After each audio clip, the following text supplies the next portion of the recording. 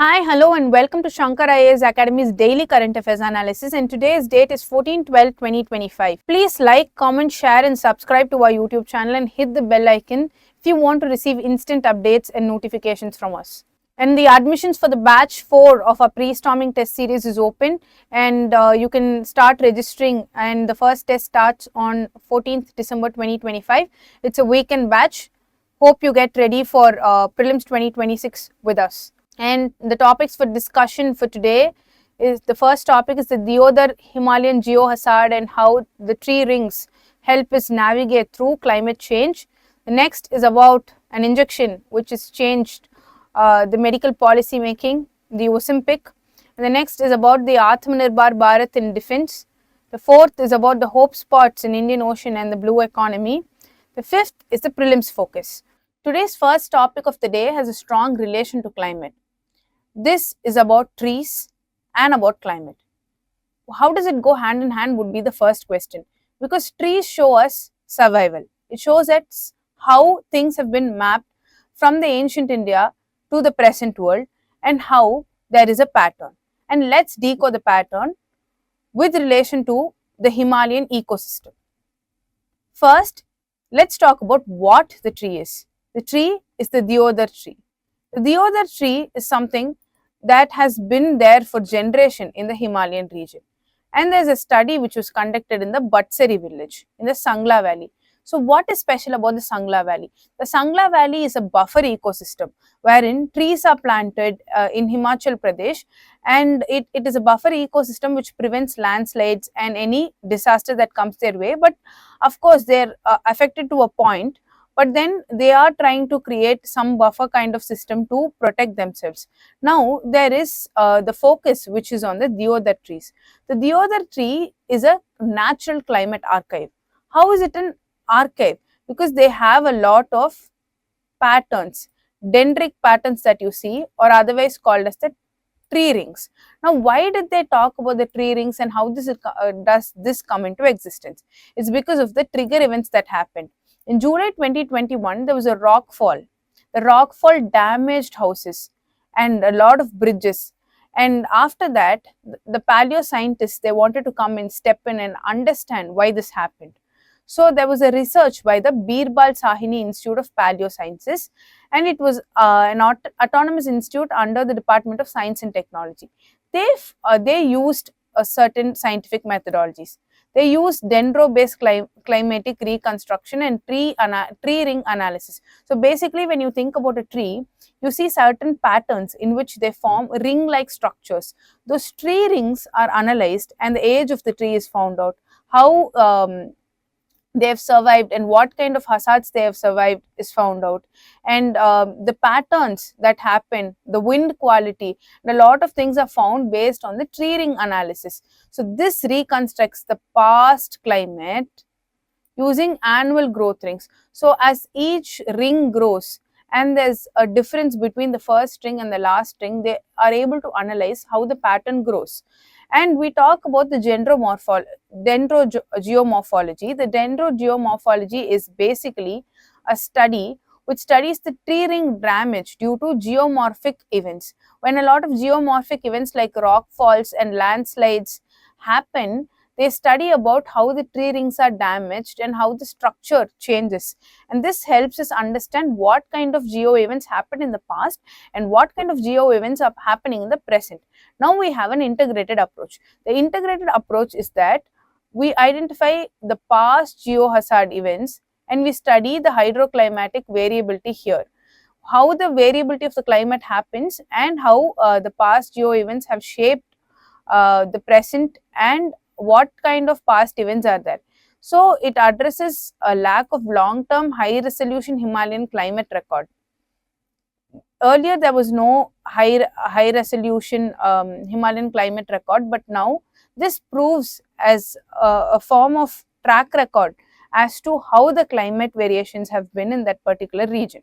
And another important thing you have to remember about the Deodhar tree is that the Deodhar tree has been used for temples. It's used in the temple construction. Why is it used in the temple construction is because it has long durability. It is very, very strong, it is very, very stable, and henceforth it is used there. Now, there are a lot of key findings that we are using here. The climate signals, it is reconstructed, and we talk about a lot of things. We also have to understand why this is happening. This is happening because of human-made causes as well, because we see that there is a lot of deforestation. We see that there is a lot of expansion that is done to create highways and for people to build new houses. And Himalayas is in a slope. It is in a slope-like range. When you see that it is in a slope-like range, the houses, even if it is constructed, it is very easy for us to identify that there will be landslides and landfalls. So, landfalls are very common in this region. Now, the climate signals. From tree rings, we find the moisture history. So, earlier, the spring moisture history was moist. Now, it is dry. And 378 years ago, in comparison to 168 years ago, the rockfall activity record has increased. We can see a clear transition. Why? First, we had wetter spring conditions. First, it was wet. This was during the Little Ice Age. And then it moved to drier conditions, as I had already mentioned, with the 378 year to 168 year rockfall activity record. So, first it was wet, moist, next it became dry. After that, the spring months which was crucial for tree growth, was also becoming very dry. And because of that, it was the spring moisture must have an influence from where it gets its moisture. That came from the western disturbances of the region. That was also affected. Now we talk about the geohazards. The climatic geohazards are basically the rockfall events, including the intensity events, high intensity events which was happening, and this was increased from post 1960s. This happened from 1857 itself. It happened from 1857 itself. But now post 1960s, it has strongly increased. Now, how does this cause and effect chain happen? The first thing is, we see that there is a lot of spring drought. After the spring drought, the vegetation decreases. Because of drought, vegetation is decreased. After the vegetation decreases, the slope that you see becomes unstable. After your slope becomes unstable, even if there are houses there, even if there are certain things to block, and there are intense monsoon water flows and rockfall happens. The rocks immediately start sliding because it's a slope region. This highlights the role of climate-induced ground instability in the Himalayas.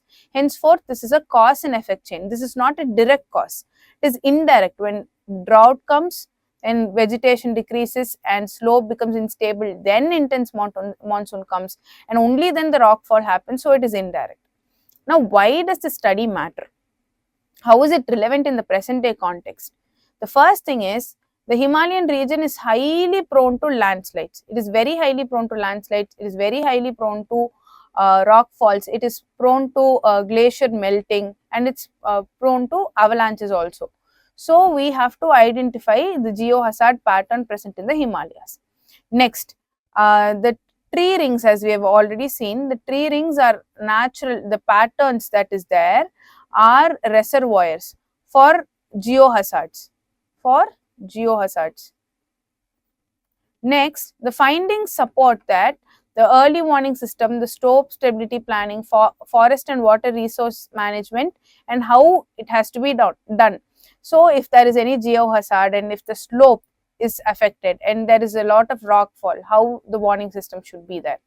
And the next is that if the slope is unstable, how do we make it stable? The Sangla Valley is also in a slope. So, as we had already seen in Himachal, that is also one reason why they have a lot of buffer forest in this region. And the forest resource management and how water should be sourced can also be a important aspect as to a preventive measure. Now, we are coming to the prelims practice question of the day. With reference to the deodar trees in Kinnaur, consider the following statements. Tree ring analysis revealed that the spring moisture in the western Himalayas is strongly influenced by the winter precipitation from the western disturbances. Yes, the first point is right, we had already seen it. The study established that the increased spring moisture directly increases the frequency of rockfall. No, it's not a direct increase. Just because there is spring moisture, it does not increase the frequency. So, the second option is wrong. Now, let's check the answer. Which of the following statements above is correct? So, they are asking the correct statement. The answer should be 1 only. Let's check. Yes, the answer is 1 only. With this, we come to the end of the first topic and we understand why tree rings are very, very important and how it is an archaeological record of the climate in India. Now, we move to the second topic of the day. The second topic of the day is about an injection, a single injection worldwide. But today, we're all talking about how it has redefined medical science and health. We see a lot of celebrities talking about this, taking it and using it for cosmetic procedures like weight loss. Now, this single injection, which has redefined the medical trajectory, is available in India. Let's see how it works. Ozempic is a in 1 week once you inject this Ozempic. It is an injectable drug. It contains semaglutide. The semaglutide is the name of the medicine and that is what you're injecting inside your body. Now, the drug class is, it is a GLP-1 receptor agonist. So, this semaglutide is developed as Ozempic by the Novo Nordisk. This Novo Nordisk company is in Denmark. So, now this Novo Nordisk has introduced the semaglutide Ozempic into India. And this is a cure for the diabetes mellitus. Usually it is used for treating type 2 diabetes mellitus. Now it is administered via flex touch pen. Now the approval and indications in India come across in various factors. First, we have a lot of adults with type 2 diabetes. It is said that over 100 million people have diabetes in India.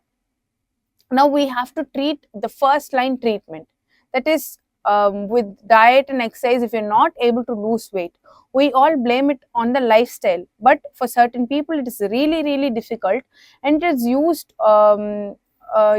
usually because of their genetic traits or their modifications. Now the Ozempic comes into a rescue. And this is not approved for type 1 diabetes because it requires a lot of medical supervision. It's not just a medicine that can be taken without prescription.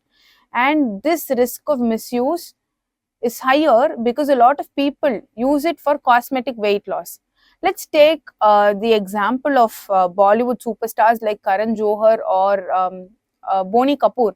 We see their drastic weight loss, but we forget that they also have the access and the resources to buy something as costly as Ozempic. Now, the regulatory authority in India, the Central Drug Standard Control Organization, is the one which is regulating this semaglutide, which is by the Novo Nordisk company. And we have to talk about how the semaglutide works. So, first, insulin secretes, and from insulin you get the glucagon, and the glucagon empties the gastric space, and then it ultimately does not give you any need to satisfy your hunger, and that's how weight reduces. It basically does not make you feel hungry.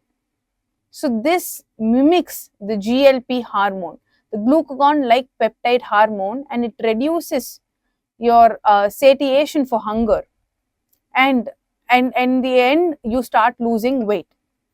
This is seen as a very effective measure, and it challenges the idea that obesity is based on lifestyle. Now, even if you're obese, if you're able to afford and you have the resources for it, you will be able to reduce it by any means. Now, the benefits is that it has higher glycemic control. The second is that you can manage weight, and the third is cardiovascular and renal protection.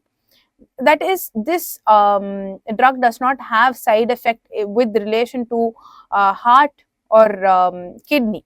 It is very safe. It does not have any side effect related to it, and henceforth in high risk patients it's okay to use semaglutide.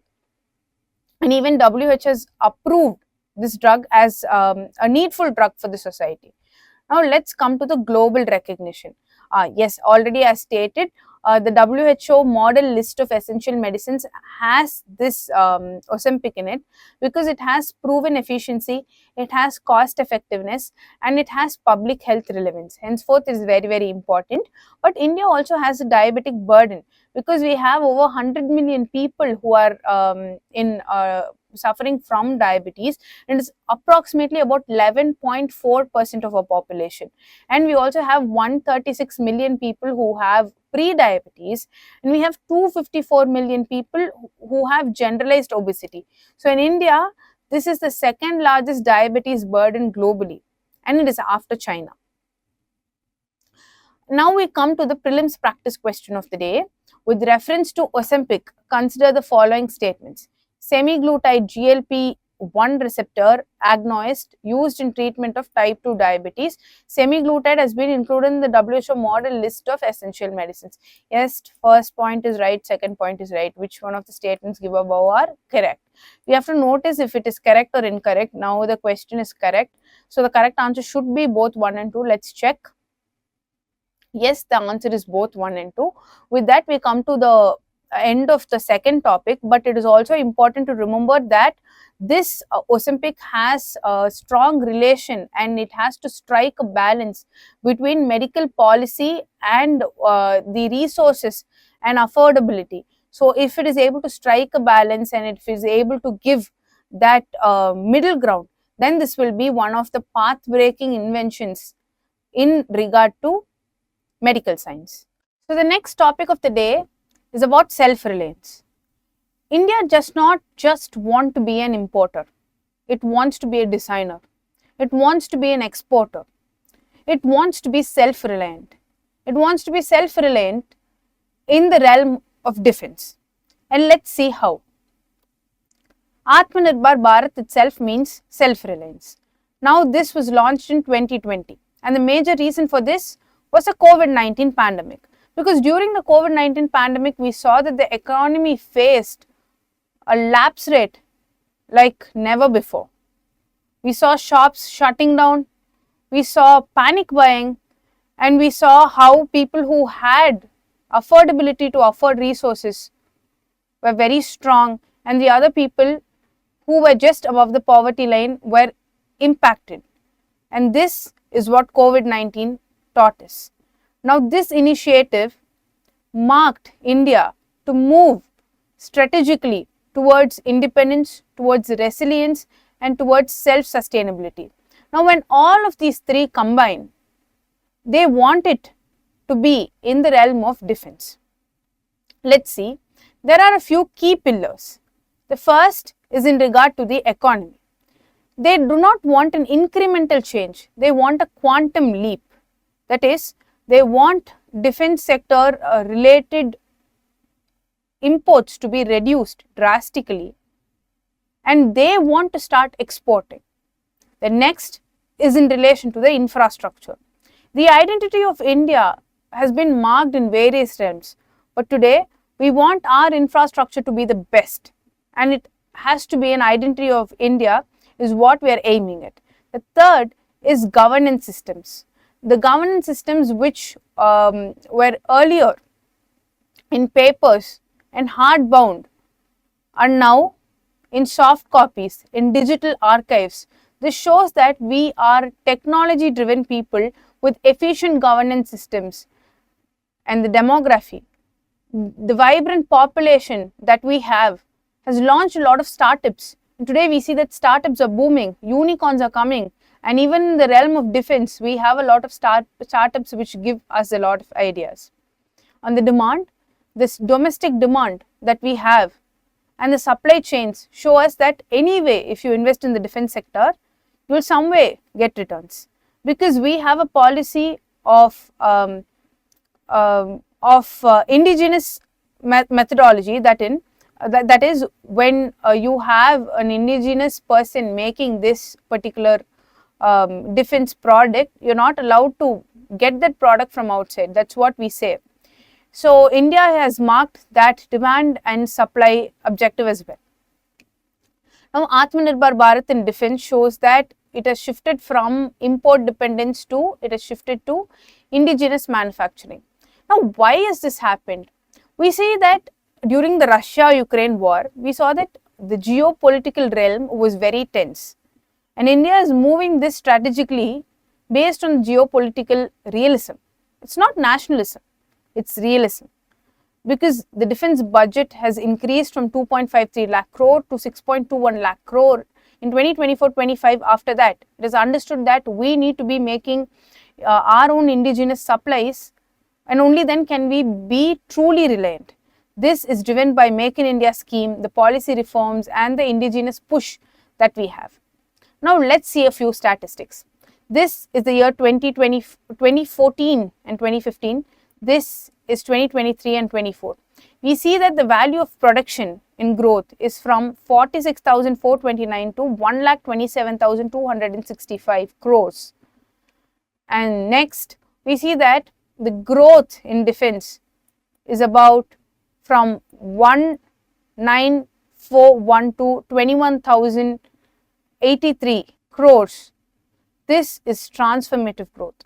The next is we see that there is a 21-time increase in the defense exports in India. Then we see that India has almost exported to about 100 plus nations, and the top 3 are USA, France and Armenia. Now there are a few initiatives. First, we see that the Region scheme, indigenous imports and defense items from MSMEs and startups. So the Region scheme is in relation to the startups, the first thing. The second one is the positive indigenization list. So as earlier mentioned, we ban import of certain items when it is already available in India, so that the Indian makers have a sense of responsibility and they also get the demand of what is expected from them. So they ensure demand for Indian defense manufacturers. The third is Make procedure. It supports indigenous design and government funding. It reduces the private sector risk. The fourth is the IDEX. It connects startup people with academia with defense needs. So it promotes finding out new advanced technology options. What is India exporting? It exports the bulletproof jackets, the Dornier aircraft, the Chetak helicopters, the fast interceptor boats, lightweight torpedoes, and the symbolic milestone is Russian army has made in Bihar symbol in their exported materials, that is in their imported materials that was exported from India. So these are some of the milestones that we have achieved. Now we come to the prelims practice question of the day. With reference to positive indigenization list in defense, consider the following statements. They specify defense items that cannot be imported beyond a certain date. Yes, the positive indigenization list says that it cannot be imported beyond a certain date. They apply only to defense and public sector undertakings. No, they do not apply only to defense and public sector undertaking. They aim to create assured demand for Indian defense manufacturers. Yes, they create assured demand. So the correct statement will be 2 only. Let's check. Yes, the right answer is 2 only.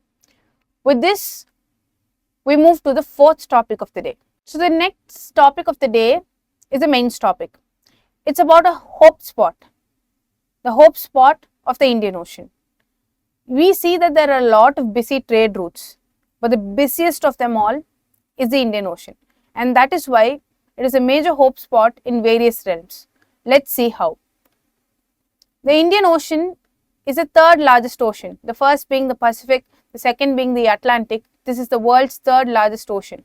It is very important in terms of the global trade. It is very important in terms of the energy security and regulation of climate. And it has one unique feature. The unique feature is that It is the only major landlocked ocean in the northern hemisphere, and the monsoon winds here reverse seasonally.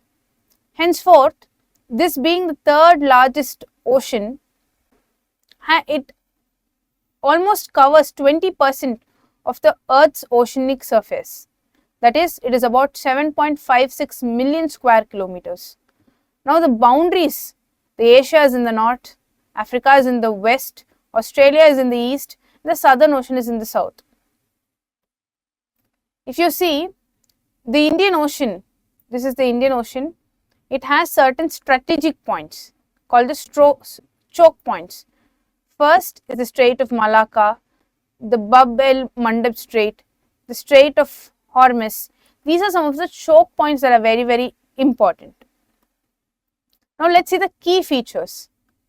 The Indian Ocean has a lot of marginal seas. Marginal seas are basically joining points between the ocean and the land. And basically it is partially landlocked and it's a sea on the side. So the seas, marginal seas are Bay of Bengal and the Arabian Sea. What are choke points? Choke points are narrow straits of land which are high in geographical importance, which can be defended, which can be invaded, and which has high geographical importance. Few choke points are the Strait of Malacca, Strait of Hormuz, Bab el Mandeb Strait, and it is critical for trade.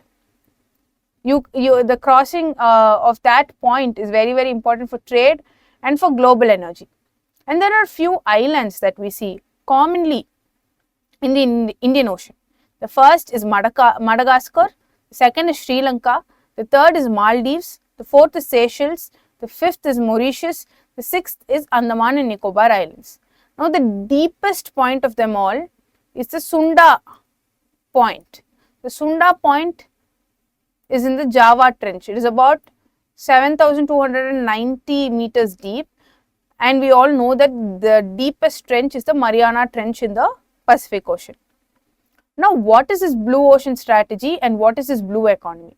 See, first it wants to shift from rivalry to cooperative ocean sharing. See, it says that we have to prioritize ecosystem restoration. We see that there is a lot of global warming, corals are dying, biodiversity needs protection, and the fisheries need to be sustainable. So this blue economy has even introduced AI based fishing system wherein it sees the hazards, it sees how protected the fisheries are, and it also monitors about the coral bleaching, coral deaths, the blue band disease, the white band disease. So it shows that the Indian Ocean from rivalry should show that we have to protect this ocean because it's very, very important. The second is that there is a lot of ecosystem collapse, as we have already seen. The corals are getting a lot of diseases like the blue band disease or the black band disease or the white band disease. Sorry, it's not blue band. The black band disease or the white band disease, and because of which the corals are dying. And the corals have a lot of strategic importance in the healthy ocean environment.